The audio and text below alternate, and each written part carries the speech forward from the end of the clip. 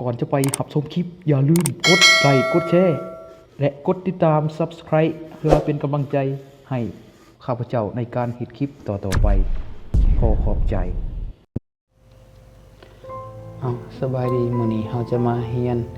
เปลี่ยนภาษาใน Microsoft Office Word ให้เป็นภาษาอังกฤษเนาะเฉพาะ Word ผู้ใดที่เป็นเมนูที่เป็นภาษาไทยก็มาติดตามชมได้เลยเอ็ดเข้า Word สังเกตเห็นว่าเมนูชื่อเมนูจะเป็นภาษาไทยหมดแถบทางเทิงถ้าหากอยากเปลี่ยนให้มันเป็นภาษาอังกฤษให้ทานผู้ชมคลิกเข้ามาที่ไฟล์เลื่อนเข้ามาหาคำสั่งตัวเลือก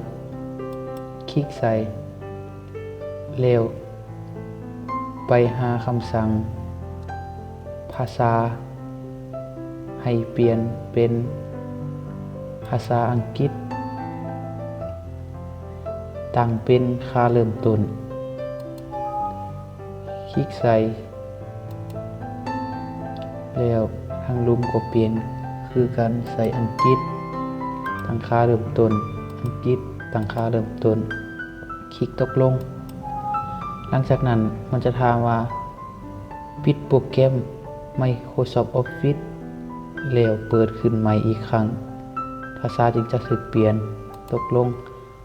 หลังจากนั้นเราปิดโปรแกรมแล้วเราเปิดขึ้นมาใหม่สังเกตเห็นว่าเป็นภาษาอังกฤษหมดแล้วเนาะมาฮอดนี้คลิปนี้ก็หมดแต่สำนี้หวังว่าจะเป็นบทเรียนเล็กๆน้อยๆให้แก่ผู้ที่ใช้ Microsoft Office Word